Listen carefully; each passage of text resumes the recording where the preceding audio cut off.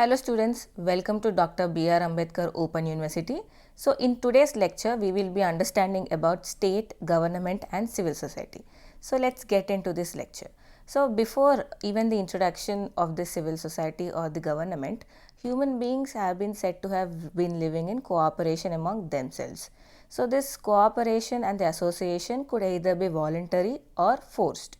But as it is natural to have these differences and indifferences, the opinions among the human beings have changed over the period. This have led to the cooperation or also the war have become inevitable. Against this background, it is understood that nature and the meaning of the state, government and civil society have to be understood. Now let us understand the meaning of exactly what is state. State is said to be most important concept of the discipline of political science. As we can see that state is a natural necessary and an universal institutions. So according to Aristotle, who is said to be the father of political science, he says that state comes into existence for the need of the living and it exists for the good life. For a man, in order to satisfy his needs, there need to be a state system that should exist in the nature. So, but what happens in the absence of the state? So, in absence of the state cannot or the individual cannot rise his responsibility and cannot rise his personality. But in absence of state, it is a period of chaos. Society cannot be held together.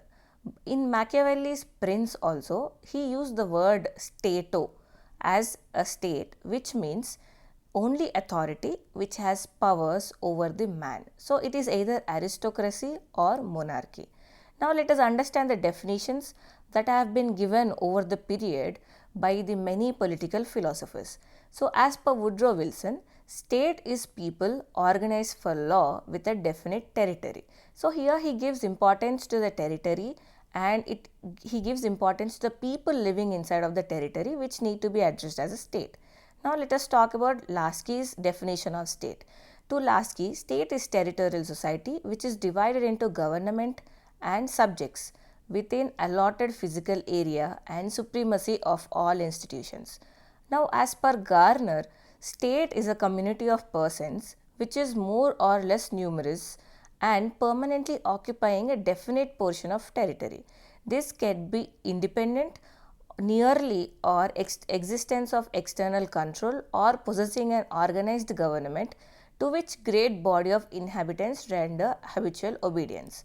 So these are all the various interpretations that have been given. So with these varied interpretations, we can call state as a class structure, power system, welfare system, a necessary evil and also indistinguishable from society itself.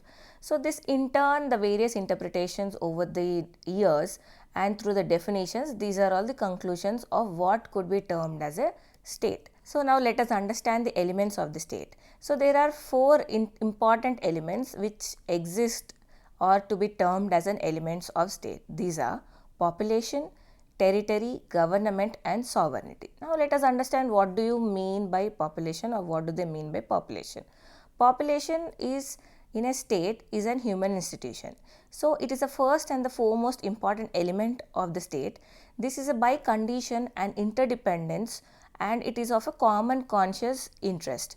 So exactly nobody said that there is an exact limit that to be existed in the state in terms of population, but some political philosophers like Plato and Aristotle have given certain number which said to be existing in the state to be called as a population. So this Plato fixes 5040 number as an ideal population that need to be existing in his ideal state. But when it comes to Aristotle, Aristotle fixes a range of 10,000 range of 1,000 to 1 lakh as a population that need to be existing as an ideal population inside of the state. Now for Rousseau fixes the number to 10,000. Now if we look at this, why did they fix on this number is, it is basically for the economic self-sufficiency or the availability of resources which can make the policies to be implemented properly. So Aristotle fixed on the quality of the population rather than the quantity of the population, because for Aristotle a good citizen makes good state. So that is why he fixed on that range where a proper or a good state, good polity can come into existence. So now another important element of state that we will be talking about is territory.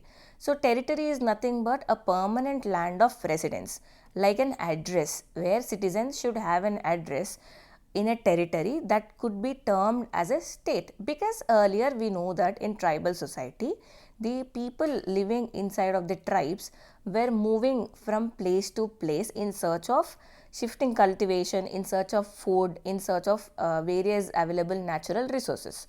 But once state have come into existence, the boundaries that fixes this state and the territory, which makes it as an important element. So states with natural boundaries like mountains, seas, rivers and airspace makes it a secure space to be living for the population that to be living inside of the state. So example, these states can have a natural boundaries. So in turn these natural boundaries can protect any state from external aggression. Example, if we look at India, we have natural boundaries which are Himalayas on the northern part, and the peninsular India is surrounded by the waters. So like this, every state existing in the world have the natural defined boundaries and also demarcated boundaries which have been drawn over the years. Now let us understand another important element of the state, which is government. So government is nothing but an agency. So now what is this agency? What does this agency looks into?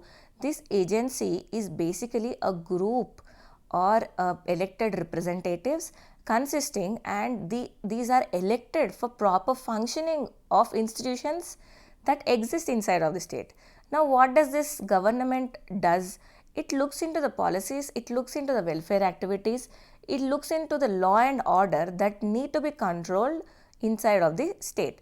So this government are various types. As you all know, there are presidential type of government, parliamentary type of government, unitary type and the federal type. So these various different types of governments that are existing all around the world have been evolved over the years. Now these institutions consist of certain officials, and these officials will have certain power, and this power makes these officials to implement the state and their policies. Now there are various types of governments as we have already read. Now let us understand another important feature, and this is the most essential feature of essential element of the state next to population, which is sovereignty. So sovereignty is a very distinguishable and unique feature. So why do you think that it is a distinguishable and unique feature? Is it is internally supreme and externally free of control. So now what do you mean by this? So what do you mean by this sovereignty is there are two types of sovereignties, internal sovereignty and external sovereignty. Now let us understand what is internal sovereignty. Internal sovereignty is nothing but a supreme power of the state over the individuals that are living inside of the state, and also institutions that are inside of this territory that we have already read about. And these are not shared, these are not controlled by any other authority, and citizen living inside of this territory cannot disobey the laws and regulations that have been put up by this internal sovereignty.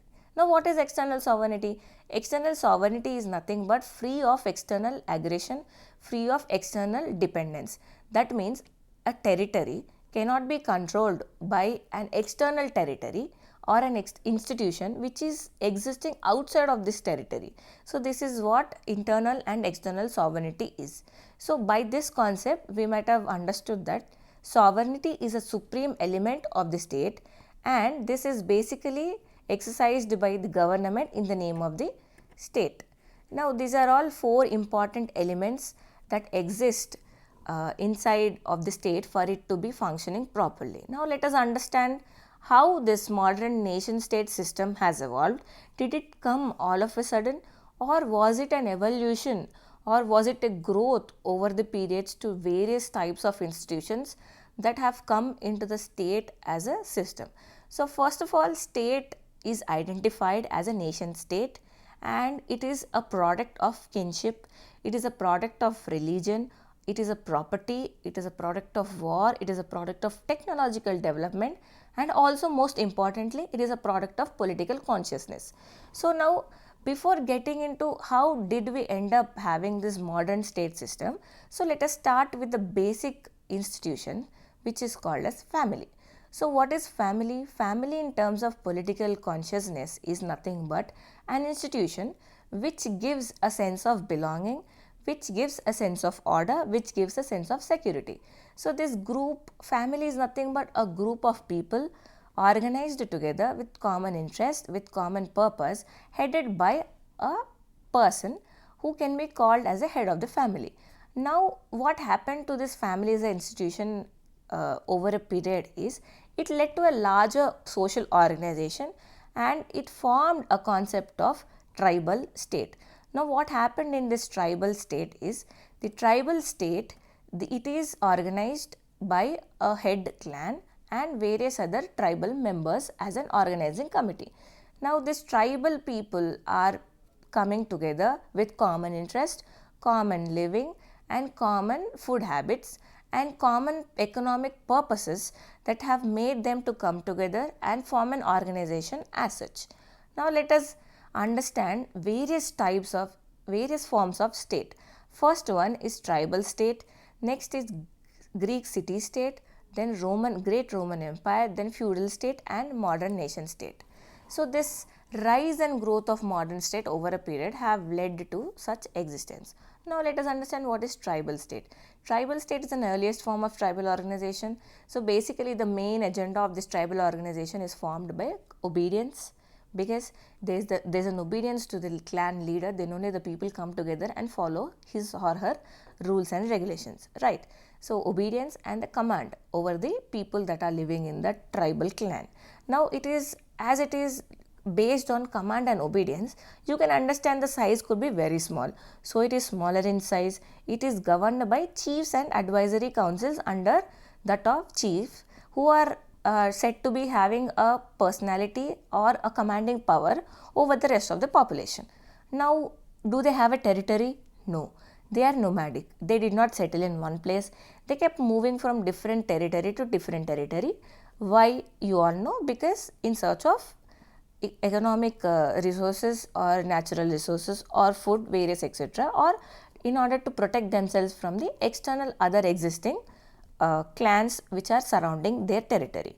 Now these societies were later developed into organized state. On what features? On common birth, on common religion, on common economic interest. So this have led to the concept of preservation, order, and defense against the external war. Now these are also termed as a pre-state societies. Now let us understand another evolution which have happened from this tribal state, which is called Oriental state. Now what happens in this Oriental state? Because population have increased and new technologies have developed and new sources of natural resources have come into picture. So this civilizations have started to form in and around rivers and lakes, because the abundance of resources have led for that. So the warm climate, fertile soil, water and sunlight have led them to settle in and around rivers. So this you can see in civilizations such as Nile, Tigris and Euphrates, Ganges, Yellow River and Yangtze, which are said to be termed as the cradles of civilization. And this prosperity have led for the war and conquest of territories. You can see the civilizational fallout or civilizations booming in areas such as Egypt, Babylon, Assyria, India and China. Now the rulers here have become supreme authority, and priests are said to be as a guardians of the religion. Now another important evolution from this Oriental state is Greek city-state system. So in this Greek city-state system, this location you can see it has in Greece, and it helped evolve new form of people's mobility and political organizations. Now the territory have played a crucial role because it had been evolved in secular valleys which are guarded by the mountains on one side and seas on the other side. So this political organization have said to have different form of governments, basically ranging from democracy to despotism. So the relationship between citizen and the government have evolved over the period because the population was basically divided into free men and slaves. So these slaves have no rights to citizenship. This can be seen in city states like Athens, Sparta, Corinth, Argos, Thebes, and Attica. But they were disintegrated or distinguished due to natural rivalry, and this have led to frequency of wars, external invasion from Macedonia and Rome. So over, as we have read that there exist slaves and normal citizens, free men, the around like 2/3 of the population of the citizens are slaves who do not have natural citizenship. Now let us understand the Roman world empire, which was an offshoot of Greek city-state system. So now what is this Roman world empire? This is basically a political development which stopped westward due to fall of Greek city-state system. So the Rome now became the center of civilization, and this have had the fusion of people from various areas, from various cultures, and from various societies coming together, because the rigid structures that has said to have been in Greek city-state system, rigid structures and institutions have fell down, and this developed a system of law, and monarchy got replaced by aristocracy. Now what is aristocracy? Aristocracy is rise of wise and wealthy people ruling or controlling these territories, and this has indirectly led to population getting divided into rich, noble, and slave classes. Now the power of aristocrats in this great Roman empire has increased. This led to religious sanctions. This inorderly led to centralization of the power and authority, and this power and authority have been concentrated in the emperor, and individual rights and freedom was suppressed. So demarcating all these things, you can understand that democracy did not exist, and local self-government also disappeared. Now another important state that have developed after this great fall of great Roman empire is feudal states. Now feudal state. So this feudal state have come up after the decline of great Roman empire because the central authority got eroded. Now what do you mean by feudal state system is, it is an hierarchical political organization with king as a supreme leader, and it consists of king at the top, serfs, which means landless, and the peasants at the bottom. Now the feudal lords enjoy the authority. They control the major share of production, they control the population because the serfs are landless, and it led to another class coming into existence, such as exploiter, and the exploited classes have come into existence. So in this period, church emerged as a supreme symbol of authority, and Pope, making Pope as a central authority of Holy Roman Empire. Now this has indirectly led to, in 14th century, becoming church as a central authority, and as you all know, in 18th century, with the rise of industrialization, the feudal system dissolved due to change in mode of production.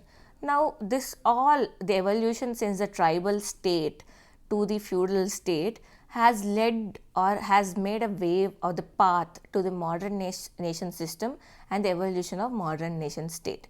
Now let us understand what is modern nation state.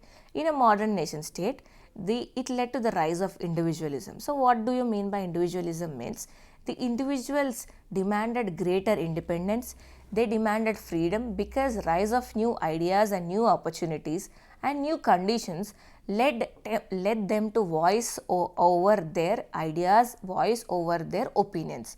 So the nation state system has come into existence. Now what happened in this existence is, the population got settled, then new interests developed around territory, around ethnic lines, cultural lines, and this also indirectly led to creation of existence of democracy, existence of liberty, equality, and popular sovereignty. So this transition you can see from absolute monarchy to the constitutional monarchy. and also with various geographical discoveries that has happening around 14th and 15th century, with discovery of new sea route, with industrial revolution, availability of cheap and raw materials, and resource of countries from countries such as Asia, Latin America and Africa were kind of exploited. So now over a period, if we come to 20th century, with 20th century coming into this competition, this led to wars among the nations, this led to disintegration of European Union, this led to disintegration of European dominance, and the third world have come into existence. So with third world coming into existence and disintegration of European dominance, this led to rise of two different ideologies such as socialism and capitalism. So with stable nation state system forming into picture or coming into picture led to the development of international law, international organizations and increased relationship among states. But even though in spite of these international organizations or increased dependency or the relationships among nations, it still led to exploitation in international space with the concept of neo-colonialism, because powerful nations do not want their power to be taken off. So they projected their power in terms of trade and industry. So the human resources, cheap labor and cheap raw materials for economic exploitation of developing nations. So this all led to the economic exploitation of developing nations. So if you can understand that this is rather a complex topic than an issue of just an exploitation. So injustice is disguise of humanitarian expertise, humanitarian assistance. Now let us understand this concept of state and the government. So as you all understood that government and state exist together because both are not similar, because the scope of state is wider, scope of government is little less narrow than that of state, because state is a subset of government is a subset of state because they are not identical. Second thing, state is wider and more stable. Third thing, state has a constitution, code of law and institutions. So now if we understand what is government, so government is nothing but an agency or an agency of trusting people which promote common interest policies which are set up by the people. So basically state is nothing but a body consisting of elected people, institutions and offices. So government is subordinate to state and power its monopoly. Now let us understand the final concept of what is state and civil society. So before getting into what is state and civil society, let us understand what is society. So society is nothing but a complex network of associations of human to fulfill their needs, because man as a social animal, he exhibits social, political and economic relationships to be living in a society with other individuals existing together. So they abide by the civil laws, they lead a civilized life, they lead a cultural life in a civil society. So this only exists because citizens are conscious of their rights, duties and common interests. So civil society makes it as an important organ of the society because it manages all complex conditions. Now let us understand the common definition that have been given in terms of civil society by Cicero. So Cicero in 1st century BC has given that society is where its members live together as a citizens who are abided by the civil laws, who are civilized, who obey cultural norms and lead a distinguished life. So this is one of the definitions that have been given by Cicero for civil society. So another such definition is given by John Locke. He says that civil society is equated with a political society. So in SON is nothing but state of nature. According to John Locke, he set up a government for protection of their natural rights such as right to life, right to property and right to liberty. So this inorderly establishes discipline, order and society. So another such definition given by Hegel, he says that civil society is an organization in which individual deal with all the individuals as a means to serve his self-interest. So here Hegel tries to establish civil society as a means and purpose for an individual to serve his self-interest. So this definition has also been partly agreed by Marx. But here Marx represents civil society as a state itself. So because as economic power is in the hands of the capitalist class, it serves the interest of the richer classes. So another such example or the definition given by Gramsci. Gramsci, he divides a state into two levels of superstructure, which is led by the capitalist society. One of the superstructure is civil society, which is near the base, and second is political society, which exercises control all over.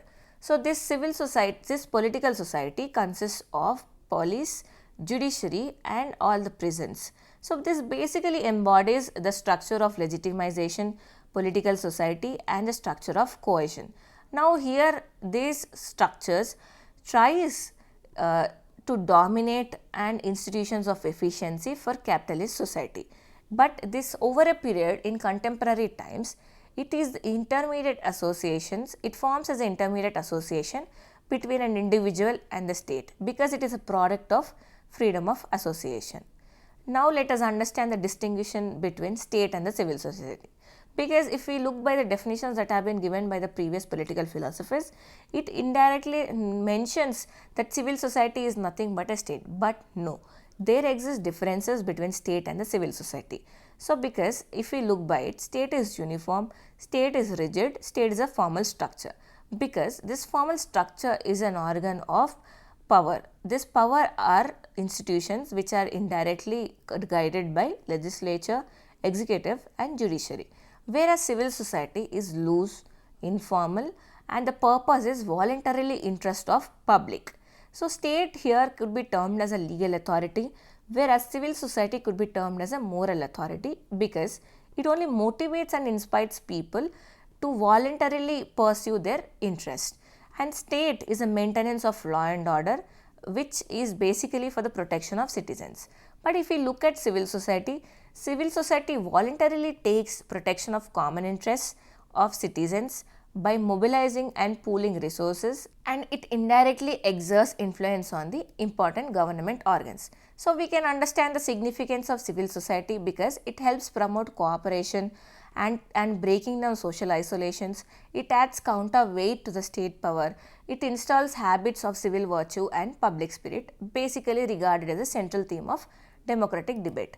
Now, it considers both democratic struggle and against authoritarianism because in the latest new social movements we can see that in India, Narmada Bachao Andolan and Chipko movement could be termed as a new social movements which are being given in place as an institution as a responsibility of the civil society organizations. So these civil society organizations through an important role by playing through education, human rights, ecology, gender equality and governance. So overall we can understand that there exist certain differences between state, government and civil society.